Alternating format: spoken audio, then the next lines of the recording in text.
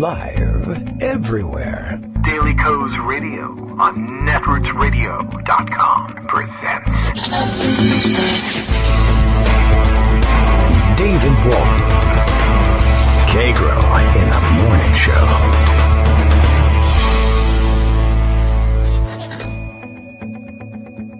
Now, here's David Waldman. Hey, good morning, everybody. How you doing? It is Wednesday, January 25th, 2017. Time marches onward. I forgot to count down how many days are left in the first, or perhaps only, Trump administration. Cross your fingers. I've been thinking about that a little bit.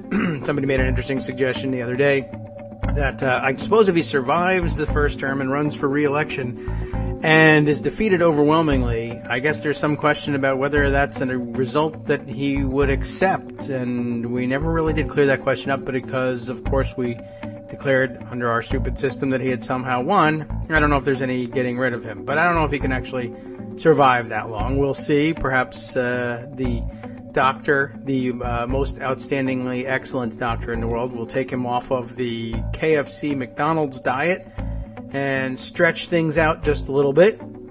We'll see. I don't encourage him to do so. I say let the man let Trump be Trump when it comes to that.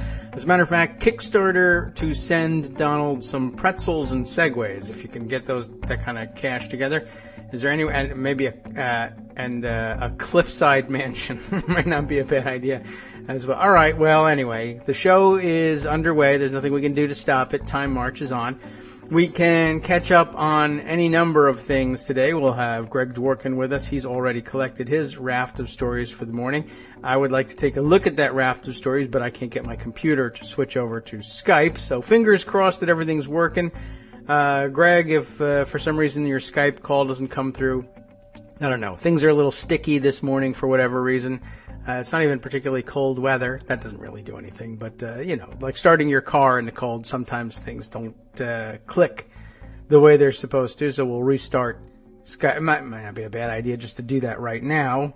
I'll see if I can't get that started up. And in the meantime, we have Bill in Portland, Maine, tweeting our morning tweet to let everybody know that the show is getting started. Daily Kos Radio is live now. And if Kagro X, who is me, and my regular, actual, normal name is David Waldman, and maybe I should make up an alias for the upcoming, I don't know what. Who knows what's coming? Anyway, Kagro X doesn't. If Kagro X doesn't do a classy show, President Trump will send in the feds. This is the topic of the day, I guess. I don't know if anything has overwhelmed this topic yet, but let's see. I think the top crazy of the day has to come from last night's threat to, I don't know, invade Chicago and declare martial law there, I suppose. Okay, here, by the way, Greg, hang on just a second as I force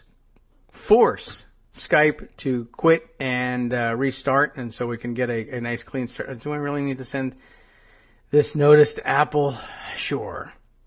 Okay, wake up, Apple. Note sent.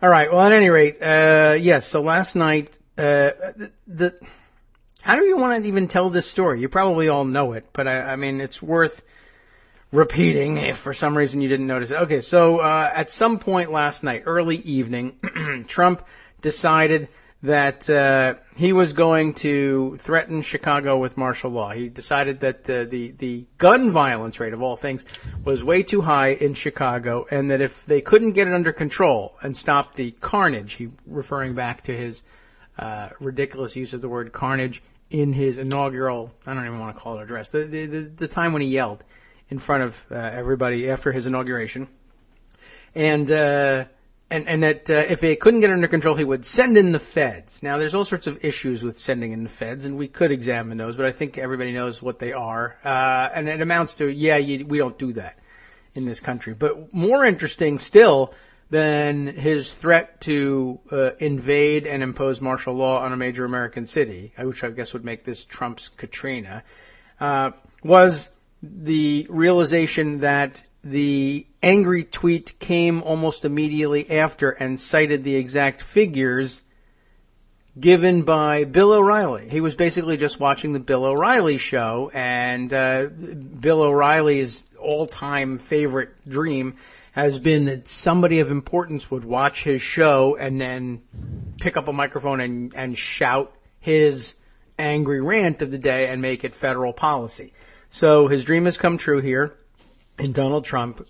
Cranky old man Archie Bunker style watches goofball on Fox News complain that some untrue thing is true. Or I don't even know how accurate his figures were. But I compare it, for instance, to the fact that the White House website currently says that there's been a 50% increase in violent crime and murders in the District of Columbia, when in fact the truth is that there's been a 17% decrease over the past year. But it's part of his narrative that where there's black people, there's murder, and that's a problem, and we're going to send in the feds. So he watches angry show, shakes fists, tweets fascism, and hilarity ensues, I guess. Whatever you see on television, I was imagining last night, imagine what we could have gotten done if we just had been able to keep the Colbert Report. I wonder whether he ever figured that show out. There were a lot of conservatives who really believed that was a true conservative show.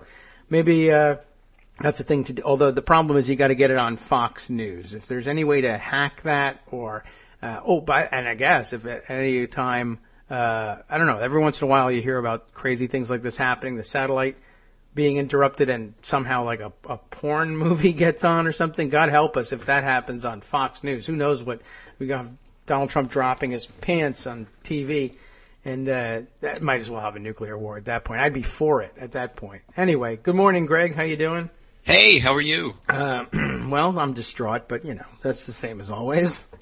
Now I'm distraught with an idiot baby as a president. Well, this does fit in with my theme of the past week or so. Mine, too. Mine has been the chaos president's agent dumb here, baby. right? I mean, the whole bigger narrative is the guy is just trying to disrupt. I wanted to say it a little different today. So let me put it this way. This is what I had in the pundit roundup. Journalists have trouble covering norm-breaking concepts. Did you get that norm thing? I forgot to do that. I knew yeah, it. you got to go do it. Did you subscribe to the New York Times yet? I got to do that. I mean, I did the Washington Post one. Did you have your vegetables? I hesitated on the New York Times one. Yeah. Okay. I'm looking at that one sideways after doing the Washington Post, which I thought was a much better deal. It is a much better deal, but the New York Times did say that Trump was lying about stuff, and that was their headline. Okay, but they should pay me for that. All right. I agree. All right. Well, I'll get around to it. Okay. Good. It makes me mad, that one. But it's a professional, responsibility here. Yes, I did one. So journalists have trouble covering norm-breaking concepts, and we have a few here. Yes. The large degree of white nationalism in the White House with Steve Bannon and Breitbart. That's where some of this Chicago stuff comes in. Mm-hmm. Yes. Boy, do they hate Chicago. Donald Trump's mental status, because, note to journalists, he is not normal. No. He's not. I don't know what you want to call it, but we got to. Maybe the American Psychiatric Association needs to give us a list of acceptable terminology that doesn't require a clinical diagnosis that we can use. Right. And number 3, Trump is a chaos agent, as we were talking about. That one we can use. They need to step up their game. They need to call lies when they're lies. They need to be more adversarial. And they need to see Trump for what he is, which is not a normal person. Okay? And again, to be clear, the hardcore Trump supporters are not the focus of this discussion. It's everybody else. And everybody else outnumbers the hardcore Trump supporters. So, people will say, well, but if you tell them that he's a chaos agent and disruptive, they'll say, yay, that's what I want. I want to kick the checkers table over. True, sort of. That's not the point. The point is everybody else who outnumber them by a lot. They won't want this. That's what it is. Okay. There are core values that they do not want to see disrupted. That has been my theme, and I think it's true. So this one is from Ryan Lizza, because some of the reporters are starting to get this. If they lie about crowd size on day 2 and voter fraud on day 5, you have to assume they'll lie about anything else. Hello, yes. Bingo. That's what we're saying. Yes. Oh, I want to sneak a plug in for another lie. Brian Beutler actually tweeted just after we discussed it yesterday toward the end of the show, but pointing out, hey, we don't really know for sure that the White House is telling the truth about, was it Zeke Mill? Was that, do I have the right name? But the reporter, the pool reporter who said that he mistakenly, or admitted later that it might have been a mistake, that he missed the MLK bust in the Oval Office, Brian Boyler pointing out, we don't really know for sure that bust really was there and they didn't just stick it back in there and take a picture of it and say, see, lying liars, do we? And the answer is no, we don't. And normally we would say, yeah, but come on, except serial liars are the people that are responsible for telling us that it was really there the whole time. Right. Problem. So I have this piece here that I just came across and remembered I should have put in the pundit roundup and didn't have time for. From USA Today. USA Today is starting to get pretty good about this.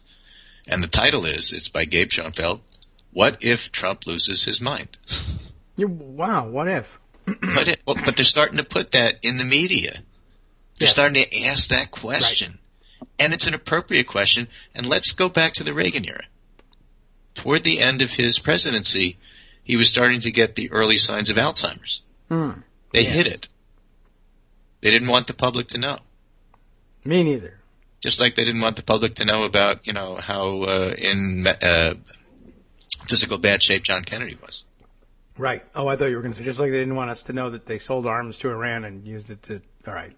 Well, that too. I mean, there's a lot of stuff they didn't want us to know. But the actual physical condition, mental condition of the president is something that they hide. Of course, the difference here is they're doing it from day one, not like in the last parts. Right. But it takes a tremendous amount of Republican collusion to do that. And I guess the point they're making is, knowing that happened in American history, how do you cover somebody who's, for the sake of argument, just to make a theoretical point here, I'm not diagnosing, but how do you cover somebody who might be mentally ill if he's the president and you're supposed to be the press trying to get along with access journalism and access to power? How are you supposed to cover that? Well, I don't know. Neither do I, but it's a good question to start asking now, like on the third day. Yeah. Well, I mean, I'm glad that they're asking this question. We asked it before he took office, and there were probably some questions before election day. But they did anyway, so. But we didn't ask that question much because before election day because no one thought he was going to win. Right. There you go. It may seem churlish to bring this up now, churlish, says the article, but not terribly long ago. Churlish, I like that word. Everyone should churl. We were in a phase of perpetual astonishment at how someone with so many obvious signs of narcissistic personality disorder and impulse control disorder could come so far. Even those favorably disposed toward Trump are expressing fears about his equilibrium. Our candidate is mental. Do you realize our candidate is mental, is what Ann Coulter had to say about Trump in March. When you act as if you're insane, people are liable to think you're insane, wrote Peggy Noonan in the Wall Street Journal in August. Last week, the Weekly Standard's Andrew Ferguson, while holding up the possibility of a successful presidency, worried that, unfortunately, the candidate who campaigned as a sociopath shows signs he may yet govern as one. Oh. Now, Ann Coulter was the first one? Yeah. What happened to... All right. Well, a lot of people said no, yes. Yeah. I mean, I have very few of them wrote books entitled Trump one of hers Trust. Was no, yes. Okay. I mean, there were people, I can't do it. He's mine, he's going to win. I got him. I got this. But again, the book. My tribe, my team, yay, he's my guy. I mean, we saw that evolution right before our eyes. I got to write a book. It must be really easy to write books. It must. Especially if Regnery buys them all and makes you a bestseller. Right. Right? Last paragraph here. Some of those signs, more properly symptoms, remain manifest. Happy New Year to all, including to my many enemies. And those who have fought me and lost so badly, they just don't know what to do, love. That's the tweet that he had. So thanks to tweets like that, doubts about Trump's mental stability have never gone away. And by the way, the way he acts, that's another reason. Mm-hmm. Yes. Anyway, his preoccupation with his many enemies, coupled with his claim that the intelligence community has been engaged in a witch hunt against him, something that Nazi Germany would have done and did so, suggest elevated levels of paranoia particles in his cerebrum. Again, don't need to read the details. You get the picture here. But the fact that it is, in fact, in the mainstream media. USA Today can't get any more mainstream than that. Huge readership. Yeah. It's important. It's important to do this. So my pundit roundup today was all about lying because I think lying is important. Let me add one other thing How here. do I know that the pundit roundup was about that? You did?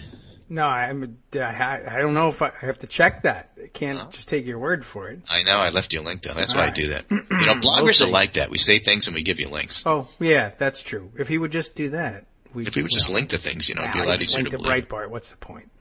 Right. So Hart Research Associates did this poll, battleground state poll. And, I really don't want to hear you can't believe the polls, because actually you could. They were dead on the money in terms of the national vote, all right? So Hart Research Associates is asking battleground people, what do you think now? And one of the findings is, and I'll just read it to you short, I think I left it there, but the desire for Democrats to be a check and balance on Donald Trump reflects the fact that many of Trump's own voters are ambivalent and uncertain about him. Very important key point. Because it obviates that, no, you can't do it that way because Trump voters will ignore it. No. Hardcore Trump voters will, but they're not that numerous. While 61% of those who voted for Donald Trump say they supported him strongly, a substantial minority, 37%, say they supported him with mixed feelings. And my friend, I would point out, that's the group that Comey hurt the most with. For us. Among all voters in the 14 states, only 39% said they have confidence that Donald Trump will do a good job as president. Nearly as many, 37%, say they doubt that Trump will do a good job. And another 23% say they feel somewhere in between. 1/4 of those who voted for Trump on Election Day are not confident he will be a good president. The ambivalent Trump voters will be an important swing group in 2018 elections, and they have a decided preference for their senator acting as an independent check and balance on Trump. I bring that up because it's important, I think, to continue to point out that he's a liar. And Jeb Blunt had this really fantastic piece in Esquire. He says, stop waiting for Trump to start making sense. Forget about that pivot, reporters. What I told you. He's not. He's a chaos agent. Report him as such. Maybe he's ill. Report him as such.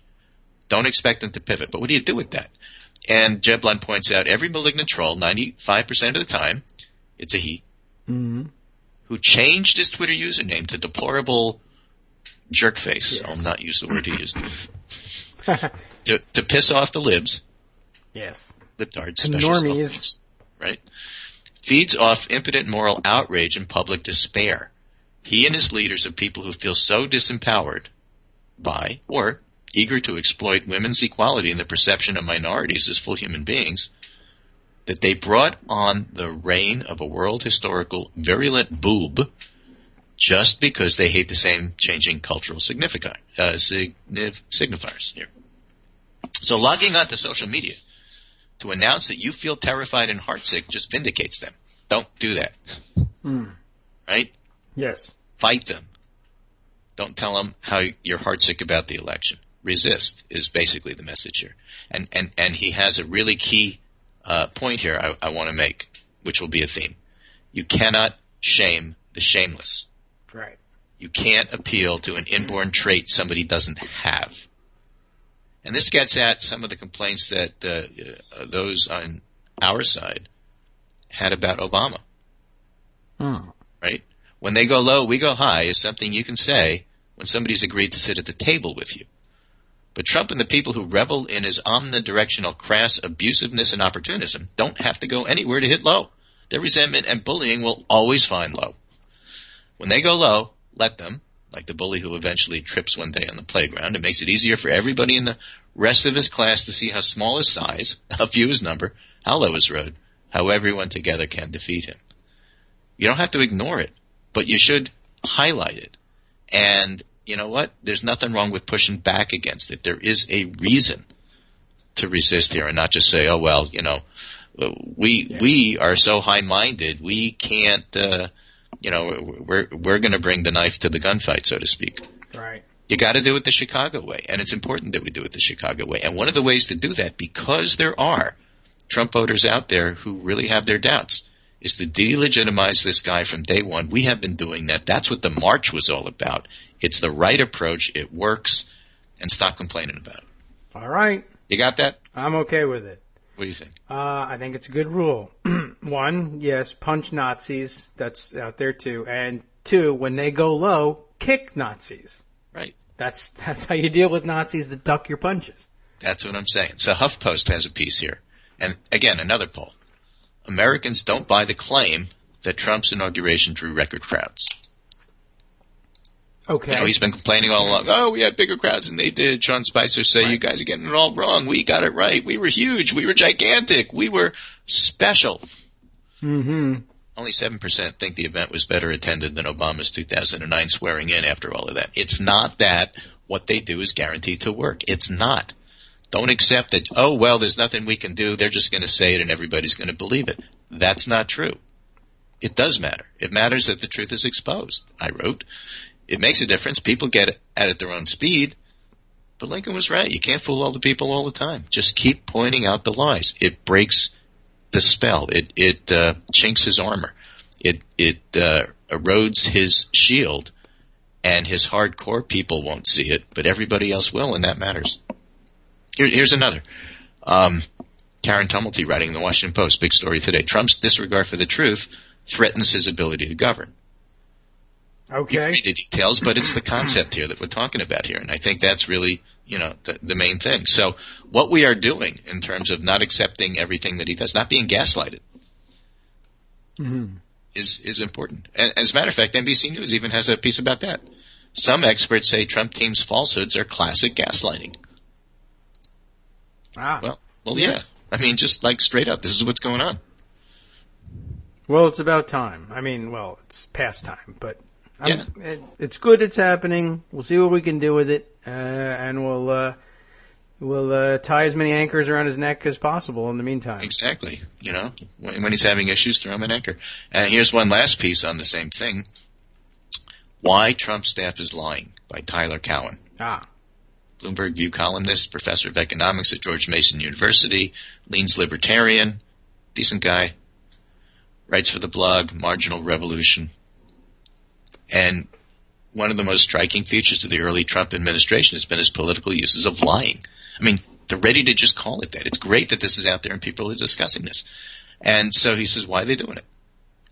And he's got two good reasons up front that I think are interesting. One, first, and most obviously, the leader wishes to mislead the public and wants to have subordinates doing so, in part because many citizens won't pursue fact-checking. But that's the obvious explanation. And the truth runs much deeper. All right, then. By requiring subordinates to speak untruths, a leader can undercut their independent standing, including the standing with the public. So that means Sean Spicer, for example, he goes out there, he ticks off the press corps by saying obvious lies. Now the press corps doesn't trust him. So what's he got? He's totally dependent upon Trump because he's cut his ties with everybody else. He's not an independent power center. Mm-hmm. Right. True. Good point. Promoting such chains of lies is a classic tactic when a leader distrusts his subordinates and expects to continue to distrust them in the future. Right? You can't go to Sean Spicer backstage and say, what's he really think? You can't do it. You don't trust him. Yeah. So Trump has taken that away by making him go out and lie. Well, that's an interesting tactic. It is. And now here's another. This is what economists sometimes call loyalty filters. If you want to ascertain if somebody is truly loyal to you, ask them to do something outrageous and stupid. And if they balk, right away they aren't fully with you. Yeah. That, too, is a sign of incipient mistrust within the ruling clique, and it's part of the same worldview that leads Trump to rely so heavily on family members. In this view, because family members are him, he can't tell the difference between him and his kids, in his mind, whatever mind is left. In his view, loyalty tests are especially frequent for new hires and at the beginning of new regimes when the least is known about the propensities of subordinates. You don't have to view Trump as necessarily making a lot of complicated calculations. He's just doing what he found useful in his earlier business and media careers. Okay. So then there's the higher status lies. That's like what diplomats do. It's not true, but you also know at the back of your mind you have to do it this way because you really don't want to get into a war. And if you just tell people what you think, that doesn't work well in diplomatic circles. Yeah. So they're not lies, but they're not exactly the plain truth, and so his supporters can say, they lie all the time. Look, it's the same thing. Right? Trump has this blatant lie about something that clearly is not true and can be demonstrated, whereas Obama sometimes hedged how he said things. And look, it's the same. Yes. It's okay. not. It's not at all. It isn't, but yeah. Here's the bottom line with this: the Trump administration trusts neither its own appointees nor its own supporters, and is creating a situation where the lack of trust is reciprocal. This is, of all things, a strategy for getting things done, and therefore, if you don't know what to do, then it's like raising red flags with his supporters for the media. Only trust me. I'm the only one that can guide you through this chaos. Trust in me. I'm the dear leader. Do what I tell you, and get it done real fast before you figure it out. And Cowan is making the point that that's one of the reasons why in the first 100 days he might actually get a lot of stuff done, because it's so confusing. People don't know what to do. So they'll just go ahead and do whatever the House agenda is, because it's the only stability, it's the only norm that they have. They don't have it from the White House. And they're looking for something for stability. So why don't we pull off these Republican horrible schemes from like 8 years ago that never really made sense, but at least they're on paper, they're ready to go off the shelf. Yeah. Some stability. Let's do it. And you could see the House and Senate voting for that if you're a Republican, because what else do you have? Yeah. Well, you're watching the House do it now. Right. And part of the reason is because Trump has just disrupted so many other things, you don't really know where to turn. You've been confused. You've been gaslighted. Nuts. I knew it. Right. Just that's my big narrative. So Yikes. That's what I'm presenting to you. Okay. Now what? Details. No. So now you got details coming from the Washington Post. This is a Ashley Parker, Philip Rucker, Matea Gold story. The first days inside Trump's White House: fury, tumult, and a reboot. And it's fascinating. I don't know if you got a chance to read this one. We did. Yeah, we were talking about it yesterday. Let's reflect on it. That's fine. Well, just shortly. I mean, I'm glad you covered it. I didn't have a chance to listen to yesterday's show. That's okay. I didn't have a chance to subscribe to the New York Times. So, oh yeah. Well, I didn't listen to what you just said, right? So we're all in the same boat. I am right now. I know. Well, the thing is, though, it talks a little bit about Spicer and whether his performance was acceptable or unacceptable. And the article makes the point that Trump didn't like his performance because, as combative as he was, it wasn't combative enough. Yes. Weirdo. And again, he's trying to sow chaos. You did chaos. You've done chaos good. You didn't do enough chaos. Right. Go out there and do more chaos. And the part that bothered me the most is not that, because that seems clear to me that that's what he's doing. It's the fact that Spicer could go out and give a halfway, I didn't blow up the entire world performance, and the reporters will still look at it and say, the long-awaited pivot. He had a good day. Maybe things are back to normal, and miss the whole point of the Trump administration and what Trump is trying to do. Yeah, and I think they did that Monday, and then by Tuesday, most of the reporters were back to like, oh, no, he's terrible again. Yeah, which is good, because he's terrible, and I think it's going to be so reinforcing that it's going to sink in, and they're going to be – the reporters, you know what? The editors, you know what? They can't lie to themselves anymore about how normal Trump is.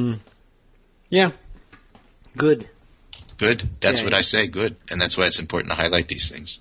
However, I do wonder, like, whether they had a great quote here. He says, quote of the day, "From what we can tell, the cloud of Mordor is descending across the federal service." Yes. There's a lot going on. That was another big story of yesterday, one by one, and it's now become clear this is going to be government-wide. Trump reportedly forbidding the agencies to issue any public communications without the express approval of the White House, closing down Twitter accounts and public social media accounts from everybody, including still the national parks, where there's some actual resistance somehow going on from among the National Park Service employees, which is amazing. So right, yeah. As a matter of fact, and some of them are former employees, and there's now a Twitter stream. I don't know if you've seen it, which is the Alternative National Parks Twitter stream. Yes, everything's alternative now. Which is okay. They're not going to let us talk. We'll do it this way. Yes, although I do already see problems cropping up with our. I don't know where to lay the blame for this one, but I think they started this account. They tweeted all day. They had lots to say. they got everybody very excited. And then at the end of the day, they said, we're going to stop for the night. We got to go home. Our wives are getting upset, or they want us to come home. And then I saw this criticism of, that framing of that joke was very problematic. It's misogynistic, and it's like, well, okay. I mean, I see what you're getting at, but what if their wives actually are getting upset? What do they say? I don't know. It was one of those things like, we could maybe put this one aside for a second, but okay, fair warning, I guess. But boy, it was sort of that's the sort of thing that after a good day is going to be, seized and capitalized on, and all the Trump trolls will go crazy pointing that one out.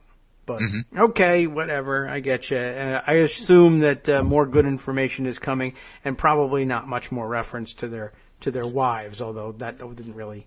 I don't know. I don't know if that even definitively set them up as misogynist. I think they could easily be married lesbians, but I don't know. Whatever. We'll not touch it for the rest of the day. How about that? Anyway, so that's my theme for today. Trump is lying. Lying matters. The reporters really need to get their heads together and figure out how they're going to cover him because, it's interesting because there was an NPR discussion about this. We don't want to call it lying because we don't know his intent. It doesn't matter. Yeah. If he keeps doing this like 9 times out of 10, it's lying. He's not correcting it. He's not fixing it. You don't need to know his intent. You need to know his intent is not to tell the truth, and that's what matters. And that's how you have to cover it. The alternative explanation is there's something mentally wrong with him. You guys got to figure out how to cover that too. Yeah. And it's important to do because when you do, it affects how the public perceives him, and that's why the polling says that he doesn't have a tremendous amount of support. Gallup came out with the How Are You Doing as President poll. He's got a 0 and everybody else is in the 30s, 40s, 50s, and 60s as their first, poll of Gallup after they're now president and sworn in and so on and so forth. So he's starting off unpopular. He's starting off in a bad position. Telling people that he lies matters, showing people that he lies matters. It does delegitimize him. They're very sensitive to that. They're very angry about it. So says the Washington Post story that you covered yesterday. Keep doing it. And it's the right approach. And the idea that, oh, no, nothing matters, it's not true. A lot of this matters. It all matters. Well, yes, there's much to there's going to be quite a fight coming, and the flood of horrible information and lying, and leave it to NPR to say that they're uncomfortable with it. But it used to be that the intent mattered more. Now, since there's not even necessarily any intent of any kind, I don't know what the end of this is. Who cares? I just want to say these things. They feel better than the other things. That's unfortunately that's going to have to count as a lie. Yep. I won't be turning to NPR for a definition of lying. No. Yep. Alrighty. Okay. That's it for me today. Thanks so much for having me on. And Thursday we'll be on tomorrow, and we'll try to do it again. I'm sure a lot of stuff's going to happen. A lot of stuff seems to be happening pretty rapid fire. Yeah. But I think it's a good narrative to have under your belt as you approach each individual thing, because it's the only way to put it all in perspective. Well, we'll do our best here. We'll never get to it all, but we'll hit the highlights, the lowlights. Take care, and I'll talk to you tomorrow. All right. Take care, and hope the world's still around. That's all you can do. Right? Cross your fingers. Thanks, Greg. Bye. Bye. Okay, let's see. We'll round up some of the comments. We've got to catch up on news. I'll see if I can't sneak an article or two in that will give us a closer look under the hood about a few things. We'll certainly be discussing the state of the nominations game and the legislative game with Joan later on, barring, of course, getting a message that she has to go and write something because something horrible has happened or is about to happen. But other than that, I don't know. We'll hang on. Let's see. Let's catch up on the comments here. There are many. Let's see. Yeah, Ricky pointing out, of course, it's not easy to write books. I meant it's not easy to write books. That's why they have ghostwriters, etc. It is easy to write books. It's just that the definition of what a book is has changed. I mean, I guess we'll say that. It's not easy to write a real book of the sort that used to make people think that the authors of books were authoritative. And I suppose there's a really good reason why the root seems to be the same, authority and author. But It used to be that there were a small number of publishing houses. They were interested in protecting their reputations, and they were interested by profit motive in printing books that they thought would be widely purchased and appreciated, and it mattered to them that the books were correct, the nonfiction books of the sort we're talking about. And so they had editors that would make sure that the facts were checked, make sure that they were presented in an adult voice and in a way that made sense and was persuasive to a wide audience. And so the vetting process for becoming an author and, say, appearing on television, being identified as the author of thus and such a book by Random House, by Simon & Schuster, by whoever, that carried some reputational clout with it as well. Then, of course, there became available a number of vanity imprints and worse, like literally just destructive chaos agent imprints that said, well, we can do all the things for you that legitimate publishers do to make it look like you have a real book. We can print it, we can bind it, we can put it inside a hardcover, we can take a picture of you that makes you look like you're an important person. You'll put on a suit and tie if you're a man, and you'll put on, I don't know what, a pantsuit. What do you wear if you want to look serious? If you're a woman, I guess if you're a female conservative author, like an Ann Coulter type, if you're skinny, we'll put you in a skirt and brush your hair out so that everyone will buy the book because of that, because they're judging books by its covers, and that's a problem all over the place. But anyway, the point is that there popped up the opportunities to do all the things that made it look like you were a serious person, even if you weren't, and they didn't edit the books, and they didn't fact check the books, and they really didn't care whether the facts were right. They just were, and they had niche publication sales and things in mind, and conservative book clubs to sell to. And okay, so it's not going to be necessarily a national bestseller, although it doesn't take much to pump a book up to that level. But we have a pretty guaranteed audience full of idiots who have signed up to buy any conservative crap we have, especially if we can do it in reverse. If we can put you all over TV and call you the author of this book because we did publish it, we can do the sales later. Whereas it used to be, again, like, well, now a best-selling author would be somebody that a reputable television show would want to interview. Now we book you on disreputable television shows and tell the audience that we have a disreputable book you can buy if you agreed with what this idiot person just said, and everything's in reverse. So I think it's gotten a lot easier to write books. You still have to produce a tremendous number of words, and it's not something just anybody can do. It's true, but it's considerably different if you don't have to worry about whether what is in there is true. There's still the challenge of, can I write untrue things that are interesting enough to the dummies I want to buy my book to make it work? I mean, you can still be so bad as even a conservative author that even conservatives say, this is just not interesting to me. So there is that. But generally speaking, I think the writing of books has changed, and the aim of writing them, I think, has changed in many ways for a lot of operatives. Let's see. Chris Fry asking, is congressional approval still below 20%?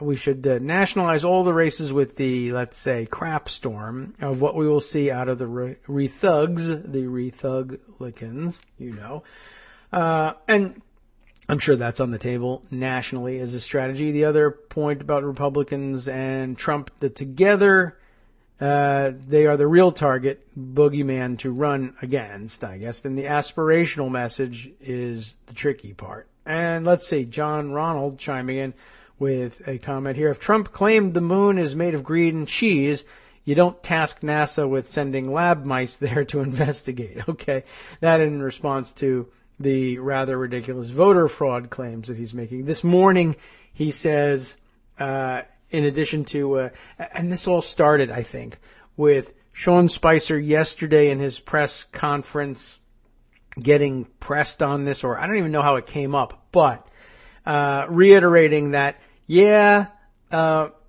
the president still believes, this was in reaction to his meeting with the bipartisan congressional leadership the day before, right? I guess he met with them on Monday, and on Tuesday he was asked, I heard he spent a considerable amount of time telling them that he believed that 3 to 5 million illegal votes were cast and that he really would have won the popular vote without those illegal votes being cast. Does he really believe that? And Spicer was, I guess, stuck with answering, yeah, that's a belief he continues to hold. And I don't know why. Trump was probably mad at him for putting it that way, because it became obvious that he wasn't entirely willing to say that that was true. But I think he may have come around in the end and said, we basically have indicated that they all, as an official party line, do believe in that. Let's see. Also yesterday, we, as I mentioned, we heard the news that, let's see, the EPA had this problem come down on it. The national parks had this problem come down on the Agriculture Committee, apparently. So one by one, department. One by one, the departments are being directed that you can't maintain public communications independent of approval from the White House. A little bit of early unitary executive theory. Don't forget about that and why it's important that that wasn't stomped out pretty early. Let's see. More comments from Ricky here. I could be wrong here, but wasn't Bill Clinton's impeachment over his lying about having sex?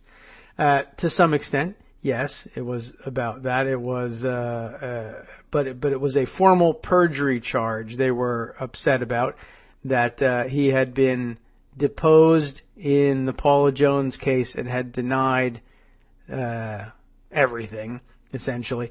And then later we find out that some of that was actually true. You had the additional level of the ability to charge him with perjury that we don't yet have here. But still, I mean, anyway, overlying all of it, of course, is we still have the problem of impeachment is whatever the hell the House says it is and whatever it's about, and this House is not likely to say anything about it when it comes to Trump, at least not yet. The next comment that she made, if that was what it was about, I was young and I don't really remember. Where are the lawyers to impeach Trump for his lies? Well, I guess if you can get him under oath at some point, you could try to impeach him for the same reason. However, I would imagine, one, you'd have a hard time getting the Republicans in Congress to do the job of impeaching him. They'll simply say, I don't want to. And if they don't, there's no way to force them. You can't logic them into it if they don't care, if they aren't going to cast the vote. If they just refuse to cast the vote, it won't make a difference one way or the other. Plus, of course, they could differentiate by saying, well, he's not under oath, and even if you somehow got him under oath, they could say, well, we tried to impeach a president for that in the 90s, and it didn't work, so why bother now? Ricky also pointing out, I've written several books, fiction, but none have been published. Fiction is easy, nonfiction is hard to write. It's funny. I wonder whether everybody would agree with that. I think all things are hard to write, generally speaking, but when I say, again, I'll point out that what I really mean to say is, it's easy to write garbage. Now, it's hard for you and I, perhaps, to write garbage because we care about not writing garbage. But if you don't care about writing garbage, I would imagine, maybe it's still hard, but I would imagine writing garbage is a lot easier. I would think of it as like living on Twitter. Just take everything I've written on Twitter, that's garbage, and put it together and say it's a book. If it doesn't have to hang together as a logical narrative and doesn't have to be true and doesn't have to be interesting, you're just going to print it in a book, in book form, and say, there it is, and maybe it sells, maybe it doesn't, then I guess it's fair to say writing a book is easy. Not a good book. That's hard. All right. Let's see. Greg agrees. Having no shame lets you do a lot of things. That's likely true. Let's see. Kate Sherrill recommends an Eric Garland thread, and that's always dangerous because he always wants to do game theory. What's he up to now? Just curious. It's a dangerous thing to dive into an Eric Garland thread. You'll never get out. Let's see. And he labels things. This is another thing. He labels things as threads. I'm going to do a thread now. Everybody get ready for my thread. He's threatening us with this. Why do people business in America, what? Why, okay. why people do. I read it backwards. I was like, why do people business? That doesn't make. Why people do business in America to begin with.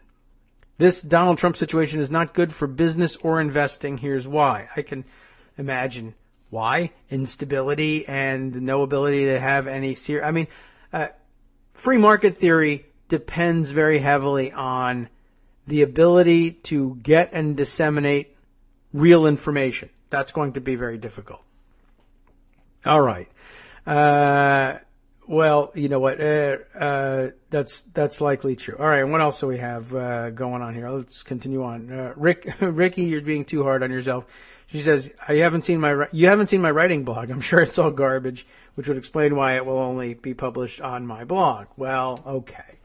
We're all very humble about these. I'm sure it's wonderful, but the old model of publishing books. If you want to get published by a reputable publishing house that will pay you for your book and actually promote the thing and put it in places where, that's still a system that you have to be able to get access to. You can just always self-publish and just say, I have a book.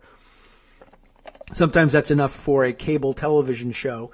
If you can produce the thing and put it up on the screen, that might be all they really care about getting. But, there's still a level of, a level of exposure that's only available to you if you can get yourself, get a foot in the door with the old style of system. That's still true. The kind that pays you money, that's difficult. Anyway, all right, we have a number of other things to bring up. I haven't even opened Pocket yet, believe it or not, just because I'm afraid. I'm afraid to even look at the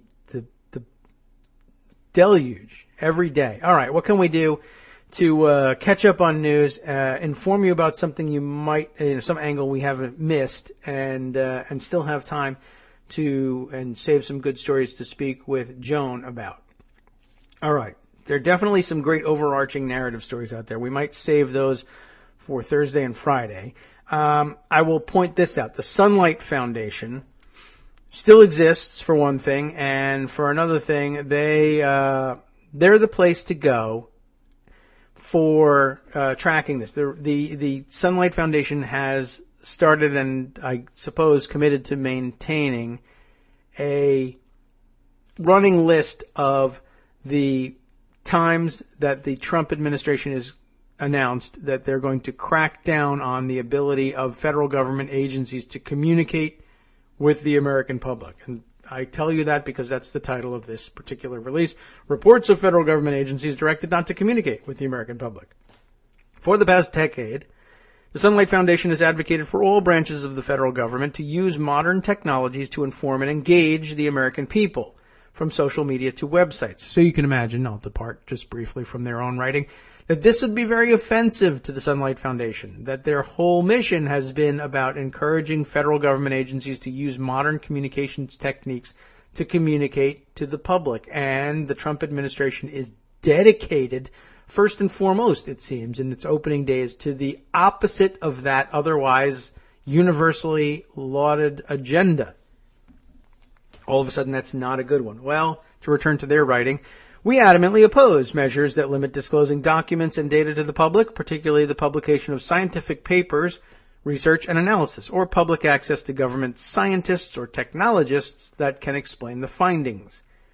The following list are reported formal actions to limit public communications at federal agencies. We have at the Department of Health and Human Services, officials were reportedly directed, quote, not to send any correspondence to public officials, including members of Congress and state and local officials, between now and February 3rd, unless specifically authorized by the department. Why February 3rd? No idea, and they won't tell you anyway. An unnamed HHS official told Politico reports were in doubt. Contrary to erroneous media reports, HHS and its agencies continue to communicate fully about its work through all of its regular communications channels with the public, the media, and other relevant audiences. There is no directive to do otherwise. So, question mark. What else? The EPA froze grant making, restricted social media, and told its employees not to talk about it. That is, the restrictions. I guess that according to the Washington Post, Politico, Boston Globe, and Huffington Post. All of these sources are included in here and linked. The EPA, by the way, still listed as an independent agency of the federal government, LOL. So even unitary executive theory doesn't really get us all the way to this. It's just a matter of, I don't know, that's the way I sort of thought the government should work, so it will. On January 23rd, the Department of Agriculture's Agricultural Research Service was directed not to release any public-facing documents, including, but not limited to, news releases, photos, fact sheets, news feeds, and social media content, according to an email obtained by the Associated Press. On January 24th, the USDA disavowed the order and stated that peer-reviewed scientific papers from ARS should not be blocked. This internal email was released without departmental direction and prior to departmental guidance being issued. USDA said in a statement, ARS will be providing updated direction to its staff. ARS values and is committed to maintaining the free flow of information between our scientists and the American public. Sourced thereto the Post, Reuters, Politico, AP, and BuzzFeed. So again, another one of these things that a directive gets sent around and then the leadership of the department disavows the directive. I would love to know where these mysterious letters that keep getting disavowed come from. But of course, there's never any name attached to any of them. However, someone who's good at the cyber could figure that out. I wish we knew where to turn for that. The Department of the Interior and the Department of Energy have both halted or limited social media use, according to the Washington Post and Greenwire.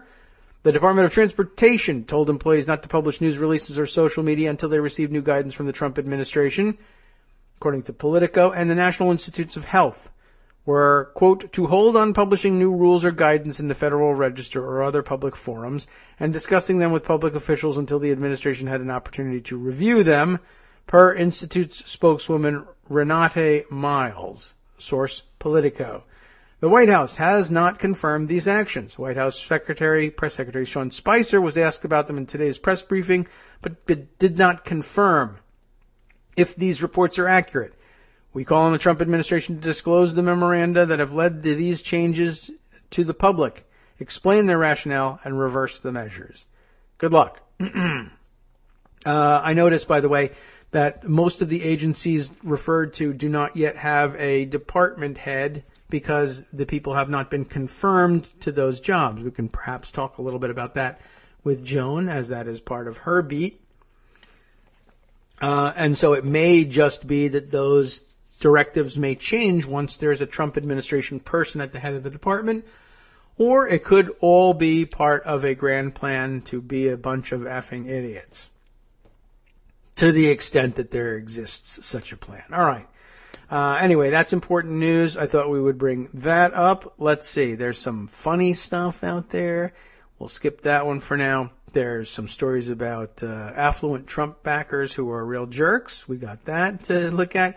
Yes. We spoke yesterday about executive orders versus presidential memoranda when we were talking with Armando. At least that's where the conversation began. It, as it does, it took its own turns.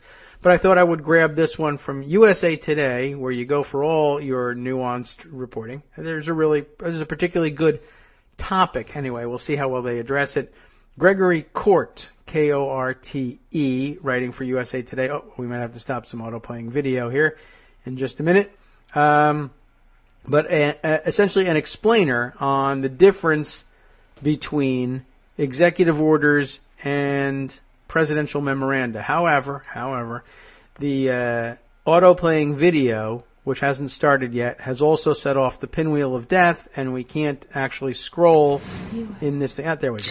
We finally decided to play the auto-playing video, you bastards. All right. President Trump signed 3 high-level presidential directives. High-level. On Monday, but they weren't executive orders, which is why you didn't see them in the Federal Register under the executive orders section or on the White House's collection of executive orders. They're filed differently. Instead, they were styled as presidential memoranda, an increasingly common but lesser-known expression of presidential power that came to replace many executive orders under President Obama. So not brandy new. They're sort of the signing statement of presidential proclamations these days, I would add. Presidential memoranda are executive orders by another name, and yet unique, wrote presidential scholar Philip Cooper in his book, By Order of the President, The Use and Abuse of Executive Direct Action. Both, I see, damn books. All right. Both forms of presidential action have the force of law on the executive branch, and sometimes they seem to be used interchangeably. Yesterday, of course, was one of those days where everybody said the president is issuing executive orders on X, Y, and Z, and you look at the executive orders listing and it's not there. They were wrong. They meant presidential memoranda. The spokespeople probably just didn't know that there was a difference, or that it made any difference in where you would look for such things. They don't know their way around yet.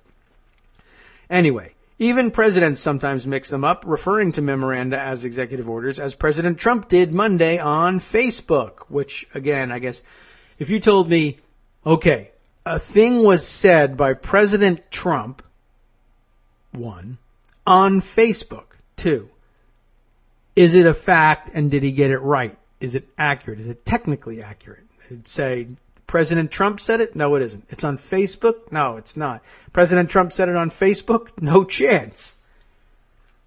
Back to the article. Something that's in a presidential memorandum in one administration might be captured in an executive order in another. Jim Hemphill of the Office of the Federal Register told USA Today in 2014, there's no guidance that says, Mr. President, here's what needs to be in an executive order. So the differences can be subtle and subjective, but there are a few, and here they are.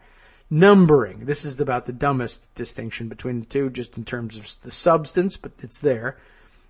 Executive orders are numbered. Trump's most recent order, titled, this is the one we heard about, the other day, about the Affordable Care Act, and we heard about it, it took him 1 hour or so to get the text out. Minimizing the economic burden of the Patient Protection and Affordable Care Act pending repeal, right? It's numbered. It's Executive Order 13765. Presidential memoranda, not numbered, which makes them more difficult to count. It doesn't make them more difficult to count, of course. You do that by lining them up and counting them. It just makes it more difficult to know how many of them there already have been, because you would have to count them and keep track of the numbers somewhere separate on your own, as opposed to simply reading the title of the memoranda. They could certainly just start numbering those things, but for whatever reason they haven't. I don't know. But there you go. USA Today makes a bullet point out of that. Prestige. Okay, maybe more substantive. An order sounds more assertive than a memo. That's true. And the numbering system gives executive orders an aura of power. I think they're really grasping for content at this point. Publication. Here's something. Executive orders are required by law to be published in the Federal Register, which is sort of the executive counterpart to the congressional record. Presidential memoranda may be published or not, depending on the subject. But it's the publication of the memorandum that gives them, quote, general applicability and legal effect. So in order to get a presidential memorandum to have the force of law the way an executive order does, it has to be published. But if you don't care about that, or you're trying to pull some kind of a trick, you just don't publish the thing. That's problematic and weird. And there really, I don't know, there shouldn't be two different, but there are. Okay, whatever reason, we've come up with this. What else have we got? Precedence. That is precedence as opposed to precedent. It's precedence. Certain types of orders are given priority in publication in the Federal Register and may take legal precedence. The hierarchy is proclamations, executive orders, presidential memoranda, presidential notices, and presidential determinations. And then just a belief that he happens to have, I guess, fits in on the end. Notices and determinations are usually required by Congress on specific issues, right? Like, so you'll see in the, the Patriot Act that, somebody can be thrown in Guantanamo on a presidential determination that they're an enemy combatant. That's what they're talking about. Stuff like that. Where legislation says some action can be taken pending XYZ determination. Sometimes trade penalties are triggered by a presidential determination that there's been dumping, right? Steel in the trade sense, dumping. Never mind. All right. Moving on. Authority.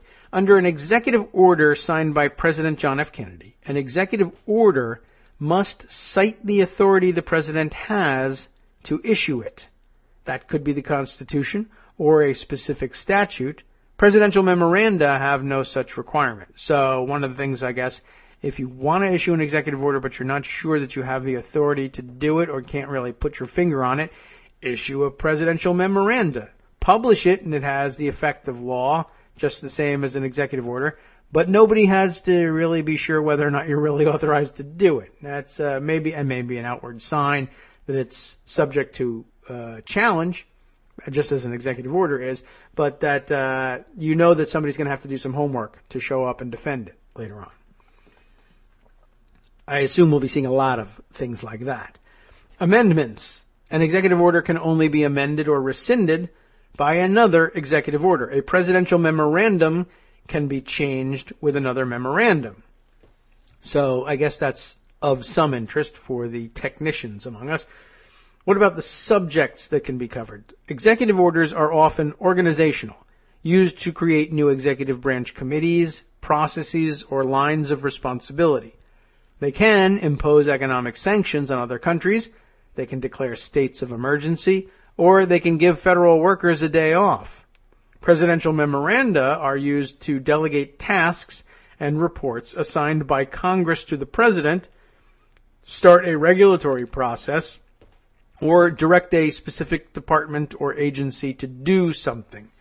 Very interesting. And by the way, the idea of delegating tasks that are assigned by Congress to the president, again, that would be another good example, like a trade agreement or something, or some trade law, or for that matter, the Patriot Act thing with Guantanamo. On the presidential determination that country X is cheating on the trade agreement, or presidential determination that someone is an enemy combatant, thus and such will happen. Well, do we really think that the president goes out and studies this thing himself? What do I make of this guy? I should interview him. Yeah, he's an enemy combatant. Let me review all the spreadsheets about the steel that was brought here from China. Oh, yeah. Now, he'll designate that task and delegate it to someone else. Even though Congress gives him the responsibility, the point is there, not that he has to necessarily do the work, but that he has to put his name to it at the end. If it requires a presidential determination, the president says, Harry, I want you to study this thing. And when you're done, give me a conclusion and put a signature line on the bottom. I'll, quote unquote, read it, and then I'll, quote unquote, sign it. I say quote unquote because Donald Trump just moves a pen back and forth, squiggly, squiggly, squiggly. Have you seen his signature? The guy thinks that he's got 800 letters in his name. There's no way that's his name. But he just up, down, up, down. He makes a D and an up, down, up, down, up, down, up, down, and a T and something, and sometimes a P at the end, and then maybe even a couple of up, downs after that. He's got a very weird signature. But that's what they mean by that. If it's delegated to the, or assigned to the president can still delegate it to somebody else. He just has to, at the end, say, okay, I accept the conclusions of this guy, and I hereby indicate as such by signing my name to it. We still put an awful lot of trust in signatures. That's a really antiquated thing in the modern digital age. But, now that we can get video of you doing the signing, I guess that matters. Or it matters less. But, okay, anyway. Cost estimates, I guess, is the last entry here. We might as well get through this one. In 2014, fed up with Obama's executive orders, Congress required the White House Office of Management and Budget, OMB, to begin reporting the cost of executive orders. But Congress neglected to include presidential memoranda and included them the next year, but only for memorandum with an estimated regulatory cost of $100 million or more. So there's a small loophole in there for doing things via presidential memoranda and not having to provide a cost estimate. Okay, that's a great time to wind up because Joan McCarter is here. Good morning, Joan. How you Good doing? morning, Kagro. How are you this morning? I'm okay. Or if it would be all right with the government for me to tell you that via social media, I'm fine. How are you? I am fine as well. Okay, so you claim. We'll find out. We were just sort of winding up our wrap up of the different departments that have already been directed / not directed to shut up on social media and or not talk to anybody about anything, and later issued statements denying that they had been ordered to shut up, but have still shut up for whatever reason. Yes. I'm curious to see how many take the tactic of the alt U.S. National Park Service and we start having rogue tweeters from inside the government. We had a subtweet this morning from the Department of Defense. I don't know if you saw that. Another from Defense. What was today's? From refugee to Marine. Oh, that is USMC Corporal Ali J. Mohammed takes the fight to the doorstep of those who cast his family out. Hint, hint. Yes. I liked the one the other day that said your social media communications can sometimes be an indication that you have mental problems. Yes. That was meant, as it happens, it was a great cover, was veterans and active service members look out for one another, look for the signs of depression among those you may know or have served with, so that we can try and prevent the tragedy of this epidemic of suicides among active service personnel and recently discharged veterans. But it sure came across differently in the age of the insane tweeting president. It certainly did. But kudos to them for making that one dual-purposed. It's sort of interesting here with the insane tweeting president. Yeah. They just held over the White House press list. So the press office inherited President Obama's press list. Yes, okay. Which I'm on. Oh, good for you. So what landed in my inbox this morning? What did? Praise for President Trump's bold action. I see. Praise for it. This is like in New York, a lot of advertising dollars is spent on television reading you the reviews of Broadway plays so that you'll go watch them. Or right. We see it in movies. This is the Office of the Press Secretary reading reviews of Donald Trump's first few days in office. 5 stars. I must say. The president is, quote, coming out as a winner on many issues. The Atlantic. ABC News' Jonathan Karl, incredible pace of activity in the Trump White House on week 1. Sean Hannity, I don't think I've ever seen so much happen in such a short period of time, and on and on and on. The rave reviews are in. He loves reviews. He loves reviews. I don't think that Atlantic one was actually a positive review. They were saying, I don't think so. He's coming out a winner, which is ridiculous because he's an idiot. Oh. Yeah. Well, you know how they edit things. I think an awful lot of them are not necessarily good. Right. The Sean Hannity one is probably good. But, that's, wow. So I never saw one. This is another thing we've never seen before. A president, he loves ratings and reviews, and because he thinks he's a Hollywood star. Yeah. And so he works that way. When we were going to run the government like a business, we didn't realize it was a movie studio was the business. But so, there you have it. And amidst all of the media outlets he quotes, they throw in he. I would assume that this is something that Trump made Spicer and Schaaf do. He throws in Senator Ted Cruz. I could not be more encouraged. The cabinet appointments have been phenomenal. And by the way, every word is capitalized. Oh, really? They're headlines. This is one of the things he does. Like you can tell when it's being directed by him because every letter in the sentence is capitalized. Right. Better than Cats, better than E.T. Yeah. I laughed, I cried, it became a part of me.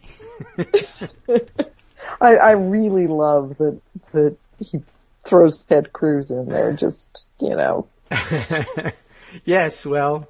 jamming that thumb a little deeper in his eye. Lion Ted. Lion Ted. He's lying again. Speaking of the nominations, there have been a few. There have been a few. And I'm super comfortable now that the president is threatening martial law for Chicago with the waiver of the military service separation requirement for the new defense secretary. That's super news as well. Although it's super news. Although Mattis is not the craziest. He may be the guy, or maybe the only one, who would say we can't do this, or at least my department can't participate. You can't send my kind of fit. So really, really, really horrible precedent. Yes, you're right. I can see why so many Democrats ended up going with it. Yeah. Because it could be so much worse, as we're saying with all of the other nominees. It is possible that Mattis isn't bonkers, and we hope not. It was a terrible thing to have to do. I mean, I guess if I had been in the Senate, I would have said, I'll vote no on the waiver. I don't think it's going to make a difference.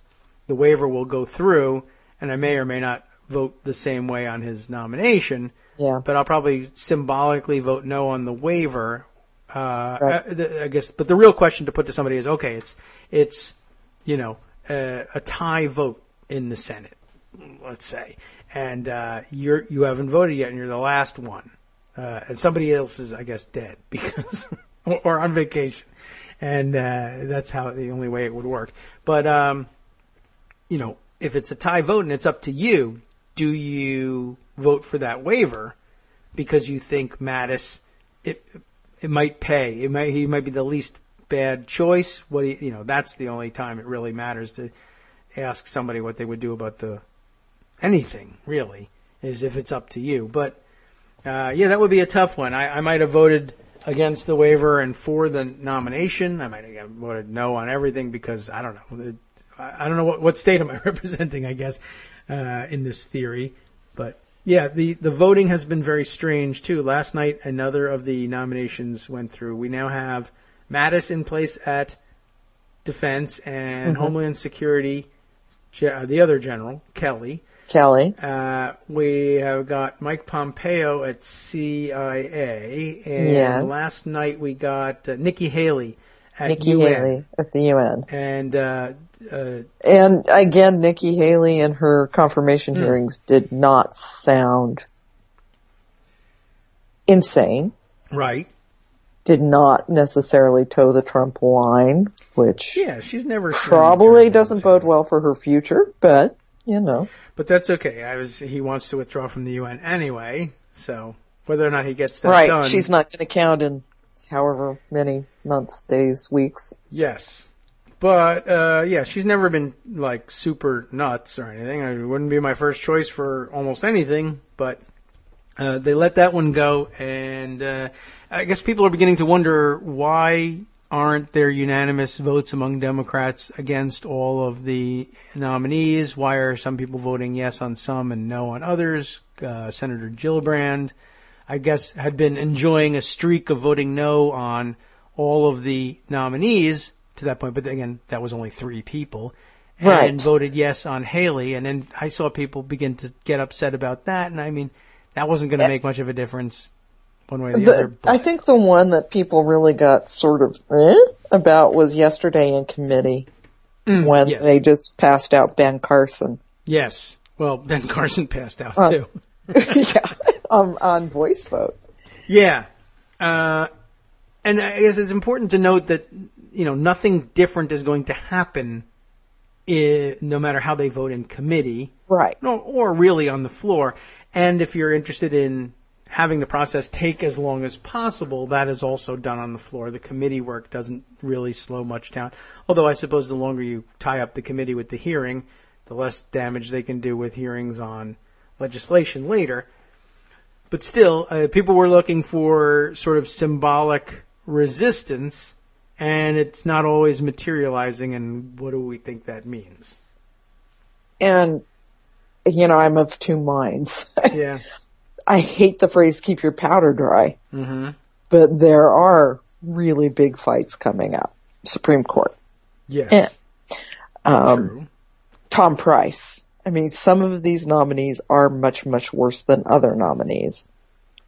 And if this means Democrats are sort of marshaling their forces behind the worst of them and are going to fight harder on some, Yeah. I can live with that. That's the... They're still unlikely to stop them. Yes. Tom Price, as of now, despite the fact that he is as corrupt as you can possibly imagine by all indications, insane corrupt. Sure. Republicans are not going to abandon him.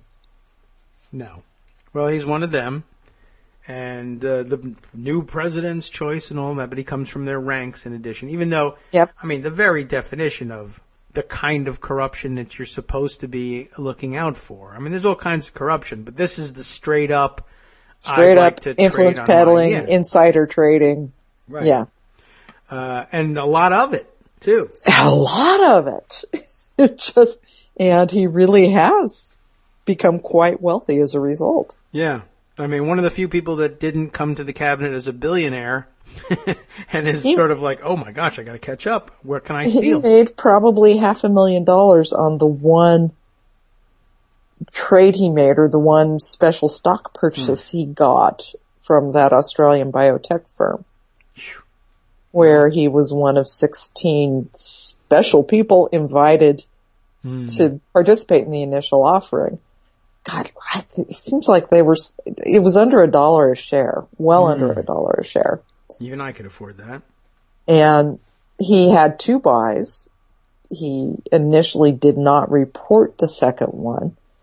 He personally directed his broker to buy these shares after a fellow member of the House who's on the board of this company, Chris Collins, told him to buy it. And he was invited because Collins is on the board of this company. Mm-hmm.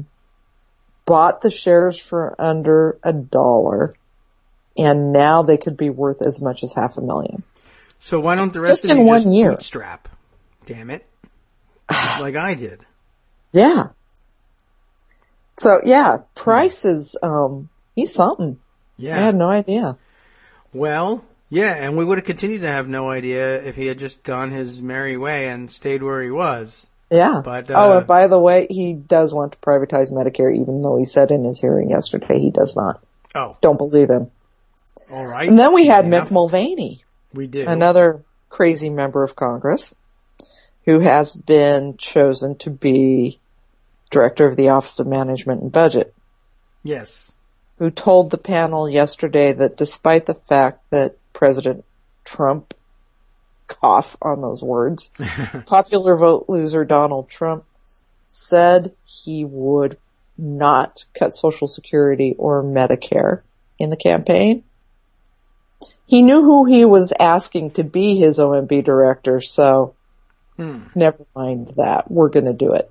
Yeah, he says he wants to go ahead with it, and he's going to try and persuade the president to go along. Well, the president knew who he was hiring. Yeah.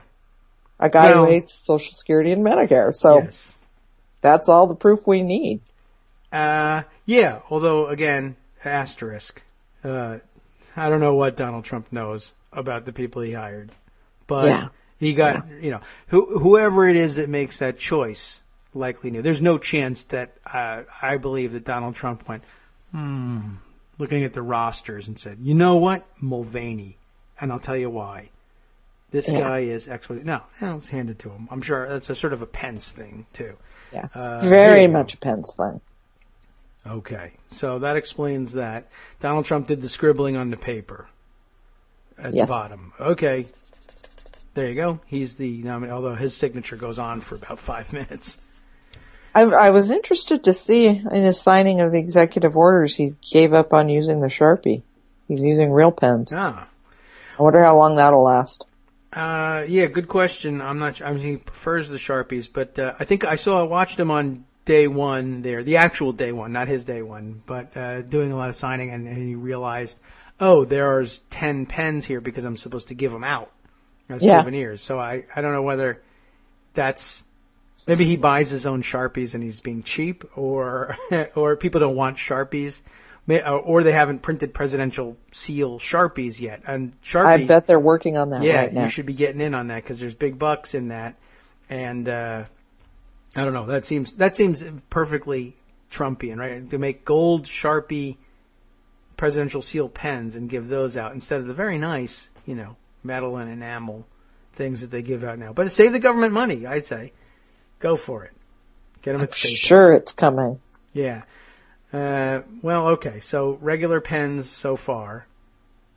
And, what else? Let's see. So, Lord, what else? We have... it's easier to focus on the funny stuff. Yeah, that's true. However, tell people what the news is. You and Greg didn't cover the voter fraud stuff, did you? Well, we did a little bit. We mentioned, of course, that he insists that he continues to believe it. Sean Spicer with the, what is he? The phrase he uses, it's a belief he holds or something. Some kind of crazy. Yeah. So now, what? He says he's going to have an investigation of some kind? He's asking, he tweeted this morning at 5:10 my time, 7:10 I suppose, DC time. I will be asking for a major investigation into voter fraud, all caps, including those who registered to vote in 2 states, those who are illegal, and even those who registered to vote who are dead, maybe for a long time. Aha. And of course, that's not really, well, one, it doesn't really happen. And it just... 2, it's not even a thing. Yeah. Well, that's bothersome. States are pretty good generally about dropping dead people off of the rolls. Mm-hmm. And if they're not, nobody shows up to vote for their dead relative anyway. Yes. And, I moved from Seattle to Boise. Right. Re-registered in Boise.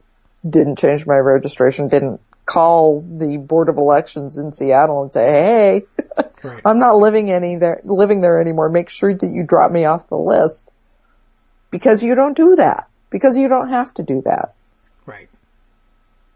And, I'm guilty of voter fraud. Yeah. I mean, 2 states. He gave out in his idea about having a major investigation. Essentially, he pointed to a bunch of things that aren't really typically indicative of anything, much less voter fraud. But that way he can, quote unquote, investigate that, find stuff which is horrible, because how can you be registered in 2 states, or how could you be registered and then die? How dare you? All of that is guilt, just like I told you, even though it isn't what I told you, which was that people were actually casting ballots here in an illegal fashion, which I still won't be able to prove. And then all of which will say, okay, so here's 1,000 dead people who are registered, and here's 10,000 who moved, just like I said, and so therefore the following restrictive legislation will be passed, and by golly, it doesn't do anything about those things, or if it does, it also happens to throw, 6-7 million, probably black people off the rolls. Along with, here's and the young people yes, who right, move a lot. College voters, right? Yes. I mean, we know that they target, like, for instance, in North Carolina, where they very consciously say, find me a way to get black people off the voting rolls. And doesn't really seem to do anything when we find that out either. But, so some states will be doing that. Others will be targeting college kids who register where they're going to school. Others will be targeting all sorts of anybody that they think won't be able to fight back. And you know who else gets caught up in this? The military. Oh, yes. That is true. So, just saying. Right. Just saying. They're all going to have to re-register in Chicago when he deploys them there. Lord. Chicago. Yeah. Apparently, it was partly a result of his crazy Chicago tweet of watching Bill O'Reilly. Yes. But also, Rahm Emanuel apparently had a statement last night, or tweeted something out, talking about Trump and his inflated numbers for crime in Chicago. So I think that there's something to do with responding to Rahm Emanuel as well.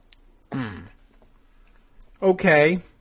Well, I'm not against responding to Rahm Emanuel. No. I'll admit that. Let's just have a Emmanuel Trump cage fight and let other people take over the running of things. Put these two away in a room somewhere. Let them do their thing.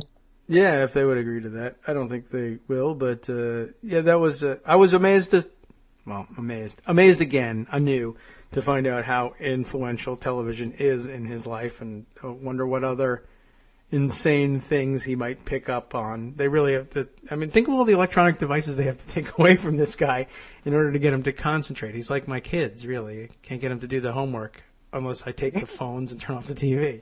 Yeah. And I don't think there's anybody who actually can take his phone away. I think maybe either Ivanka or Jared could do it. But I don't think they want to.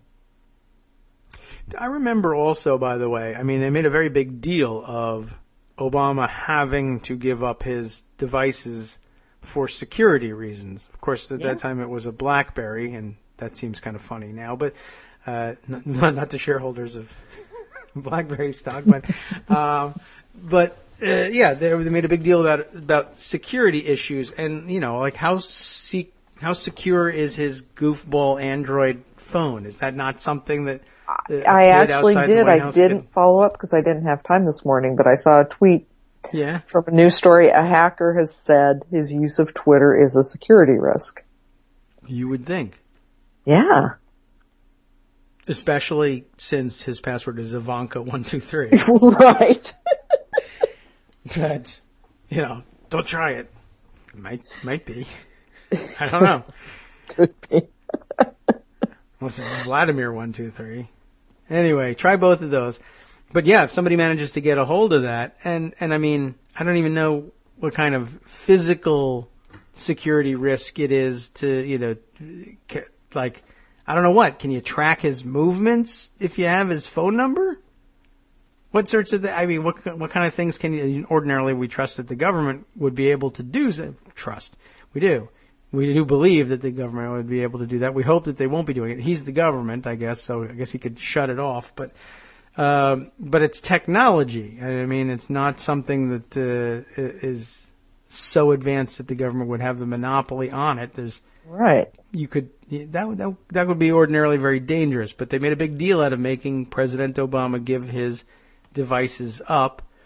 I don't know what it takes to make an individual unit, I guess where price is no object, an individual Android unit secure and encrypted. I suppose that's doable for the President of the United States. It turns out I found the story. It's a CNN story, CNN Tech. I'd like to see that.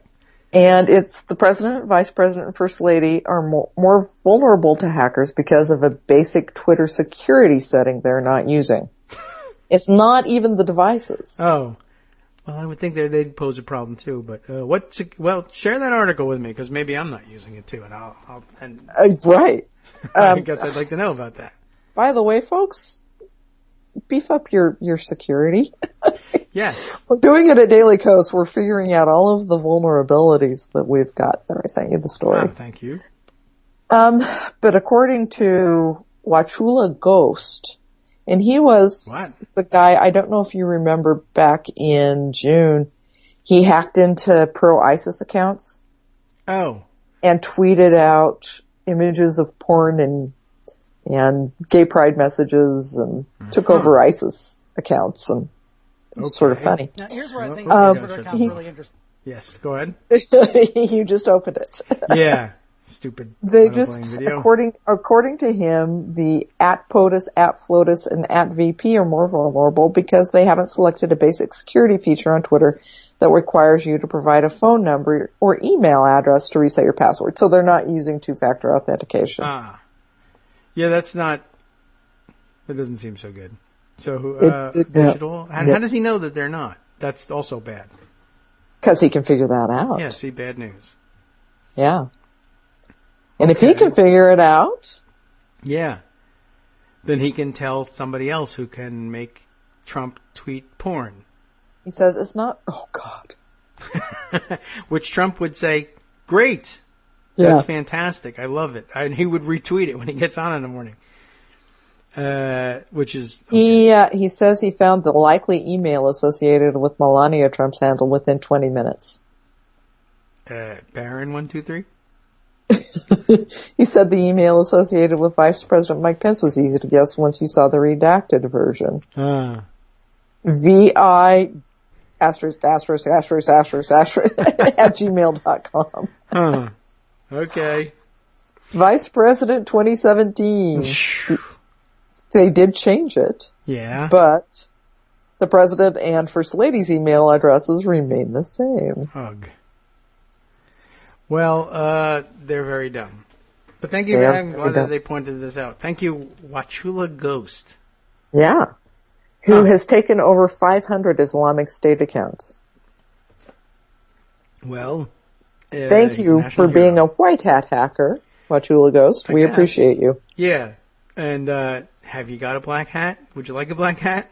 Let's Kickstarter for a black hat for Wachula Ghost. Go use what you got. Not me. Get them. That's the problem with black hat guys. Well, that's pretty, well, I don't know. That's scary. There you go. It is scary. We have that. It's not surprising. It's just ridiculous. And, of course, Donald Trump would be right in the middle of it. And someone should prove the point to him, because, honestly, he's certainly not going to watch, although they did have a television segment. Oh, but it was about something else. Yeah, he's not going to watch CNN. Yeah, so Fox News, if you could do a segment with a hacker that says, I can hack you and make you tweet, don't say porn because he might like that, something boring. Or I will make you tweet Al Gore TED Talks. Oh, jeez, okay. That I'll do something about. I wonder if we could do that. Or in the meantime, though, if you could maybe hack his phone or somehow his television feed, like his satellite feed, and put different things on TV for him, that might change the course of history. This is what we need to do. Yeah. Well, we'll figure that one out. I don't know how. I mean, what could you put on that would make him not insane? I don't know. And when I say insane, I mean insane. Yeah, right. I don't know. I don't know if there's anything to do. I think it has to come from... Well, I mean, he might accept it from somebody he doesn't recognize actually on television, but they'd have to be on a set that made it clear and would have to say Fox in the corner, so you'd have to doctor it up. Yeah. But I imagine if you got the right kind of person, or if you captured Sean Hannity and drugged him, just as a suggestion. Don't do it. It's bad for America. But I don't know. Maybe have Joe Scarborough mimic Sean Hannity. I get him confused all the time. So, that would be, yeah, I guess so. Or if you could put somebody in a blonde wig, that would work too. Yeah. Yeah. So, well, we can try those things. In the meantime, let's see. So we're still stuck in the middle of the nominations game. I haven't seen much in the way of legislation yet. The House has been doing some things. They don't have to do nominations. Because the House does things. They do. They passed legislation this week to make the Hyde Amendment law. Yes. Right. And then they're doing their things. Frankly, I have not been able to keep up on the House this week because of nominations in the Senate. Yes. The latest on nominations, I understand, by the way, now that they finished with Nikki Haley, I think Elaine Chao is next up. Yeah. And she will come on Tuesday because the Republicans are having their retreat. Right. This week. So this is the end of Which action would be a Senate. really fun place to be this week. On their retreat or on our own? What do you mean? It would be interesting to be a fly on the wall in the Republican retreat. Yes. Well, it would be. Trump is going to visit. They're having it in Philadelphia. Mm-hmm. Why they're having it in Philadelphia when obviously it's an urban murder zone. I have no idea, but I imagine and there are going to be protesters there because it is an urban murder zone. Yes, right. That's all there is in Philadelphia. It's Atrios' personal murder gang is going to kill everybody. Well, they're having it in Philadelphia, and they're taking a couple of days to do that. It's today through Friday, which means they're not in the Senate and they're not doing anything and not harming the country or nominating anyone terrible for the next couple of days. Which is a bit of a relief. Yeah. And Elaine Chao, also one of the less controversial these days of the nominees. I mean, ordinarily it's a controversial thing. Well, I don't know. We always let it slip. The Senate Majority Leader's wife. Yeah. I don't think there's many people that forget that now, but we've been through this before, and she's served in cabinets before while McConnell has been in the Senate, and people are kind of used to it. And that's not to say she's not corrupt. She is. Yes. But she's like, I don't know. We already know she's corrupt, and she's pleasant enough, and she says, hello, how are you? And if you have, kids or an ill relative, she'll ask about them. She's a very nice lady. And that's the stuff that matters. Yes. Optics, and she's not a billionaire, so something. But she's extraordinarily wealthy, as it happens. But she's become wealthy because of interests in the area which she'll now oversee, transportation. Mm-hmm. Transportation. But other than that, So she's next, and that'll be Tuesday. And then we're up in the air again. No one knows what's next. And they're running out of non-controversial or less controversial nominees. And so I think pretty soon, not next week, but maybe the week after. Well, we'll have the cloture vote on Tillerson next week. Okay. So we'll Tillerson's up. Has McConnell filed that petition? Yes. Okay. Did he file others? Do you know? I think I'm looking at the Twitter feed for Senate floor, and I think it's just Tillerson so far. Okay. Well, that's good. I mean, it'll be the tip-off of when he figures out what's going on will be when he just files 8, 9, 12 petitions at once and lets them all ripen so that takes out the 2-day waiting period on cloture voting and then the extra day if we run the 30-hour clock. So he can minimize the time that Democrats can drag things out if they intend to do that on nominations by filing cloture on everybody. Yeah. And then just one by one bringing them up and then running a 30-hour clock.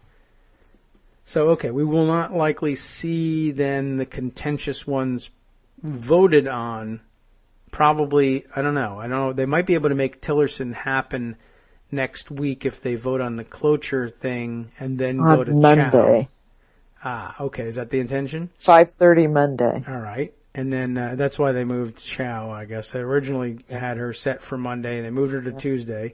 So Tillerson, then 30 hours, so say Wednesday for confirmation.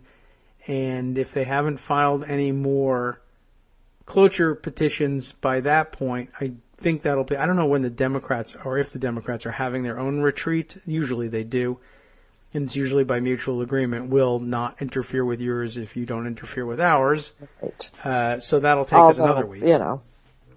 Yeah, who knows whether they'll honor that. McConnell giving you that promise. Yeah, they're usually pretty good about that. They really tend to deliver when it comes to giving breaks and vacations to one another. That's true. They're great at that. They're big on vacations and breaks.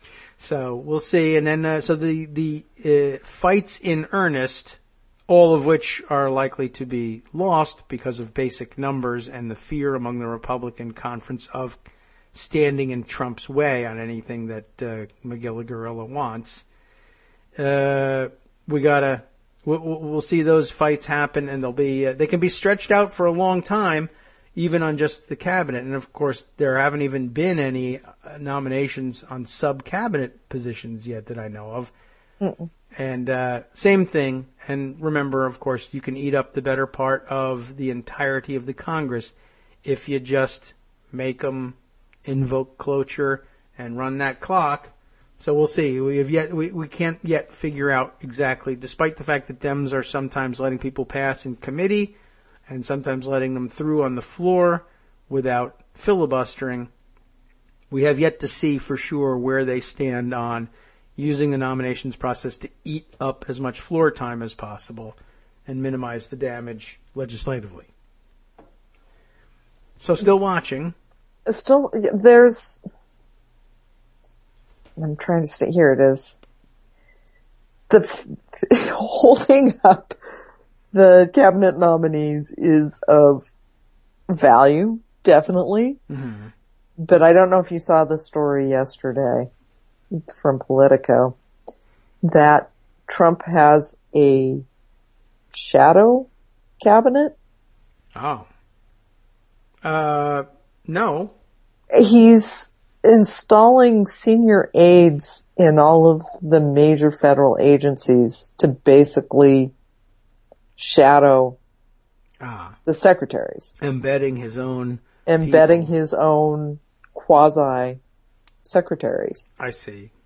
Are they the ones giving out these orders to stop tweeting? Which is an amazing thing. I would think so. Okay.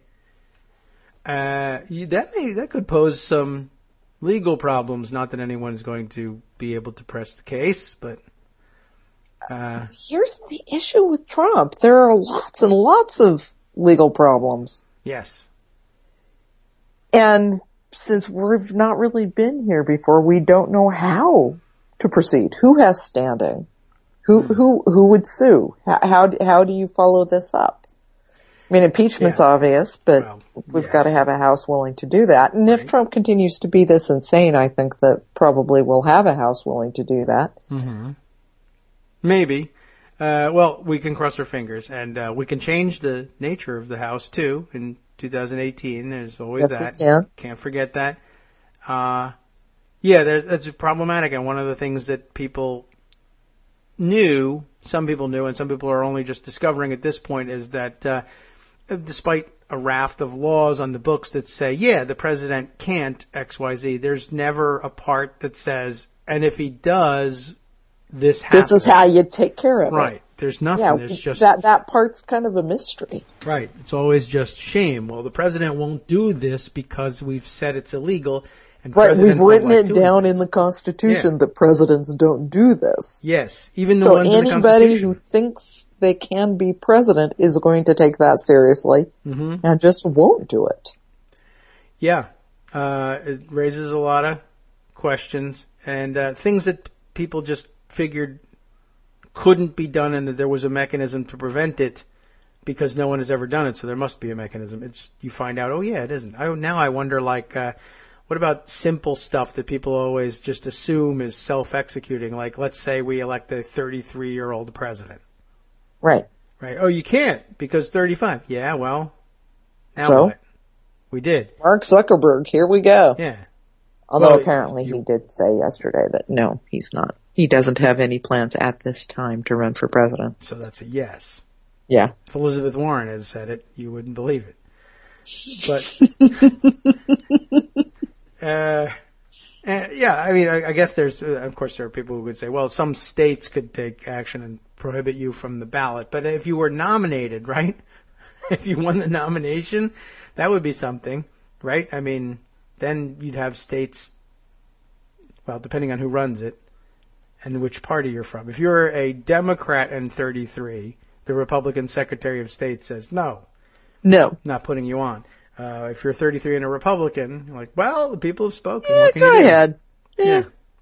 So just this once. But supposing you made it all the way through on the ballot, right? And then somebody says, but it says right here you can't. Yeah, well, who's going to say no? I mean, it's possible, again, probably depending on party, that a Supreme Court somehow finds a way to step in. But it's easy enough to see that if the conditions are right, people will just look the other way and say, yeah, you weren't supposed to. But it doesn't say what to do if you do, so... but, halfway through your term, you'll be good, right? So maybe you had to be 35 by the time you're out. What about that? Could that work? I don't know. After all, it's just a piece of parchment. Mm-hmm. That's right.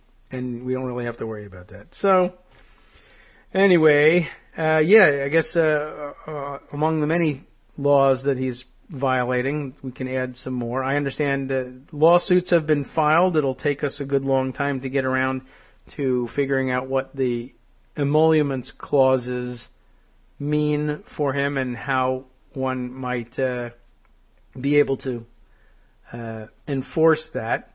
And we are reminded by a couple of articles that he's, A, of course, in violation of that right now, and B, already accepting payments from foreign powers and domestic interests alike through his various businesses. And, we're just going to have to sit here until we figure out exactly what we want to do about that. Oh, well. So I imagine you'll be writing about some of that stuff today. Deep breath.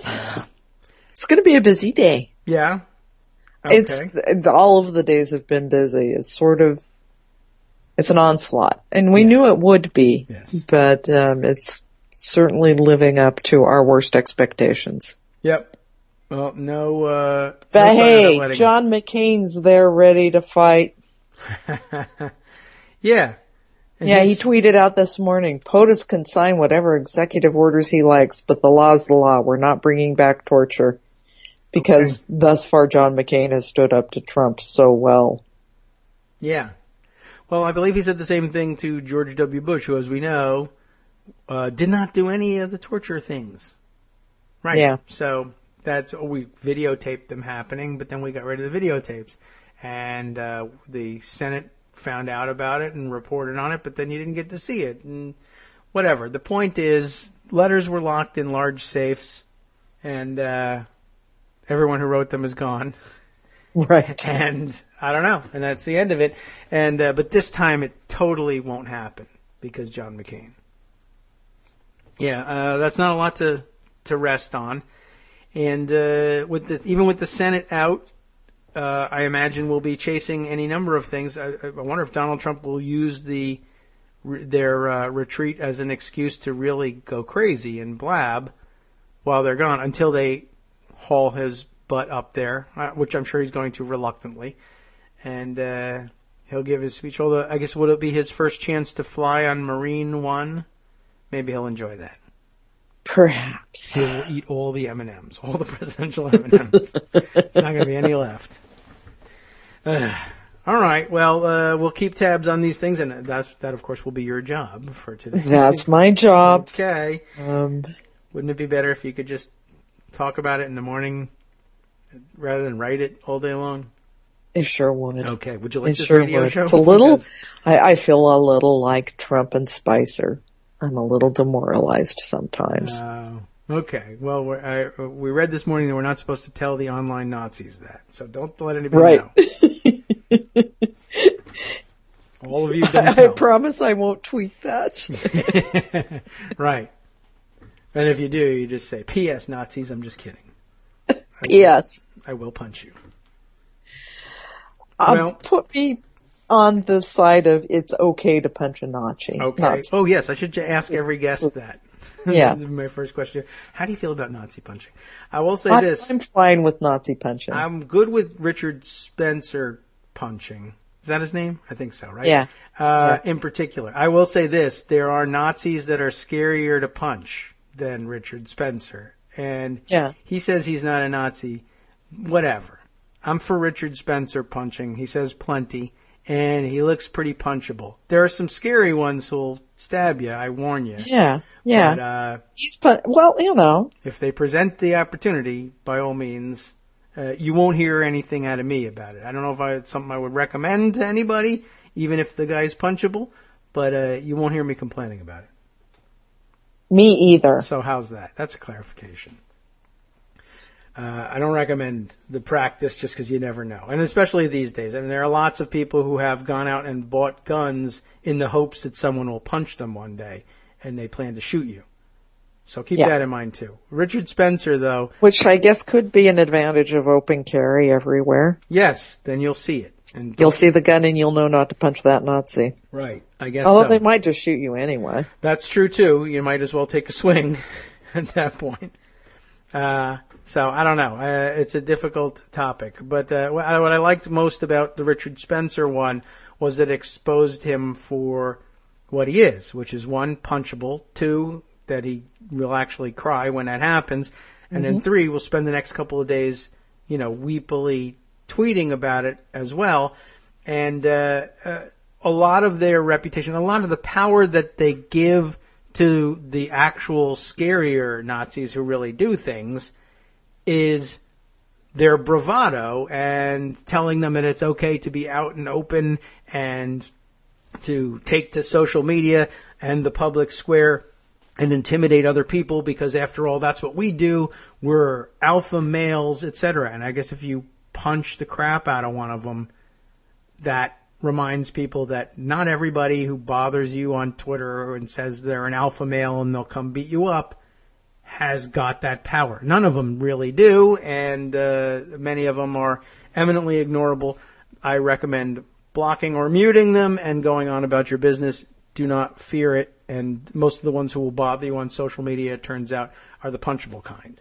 Right. So who don't really deserve your time and attention. Right. So you're better off not only not punching them, but not paying any attention to them. And social media, thankfully, makes it relatively simple to just turn it off. I recommend the mute button very highly. They'll continue to yell at you. You just won't see it. That's you won't fantastic. see it.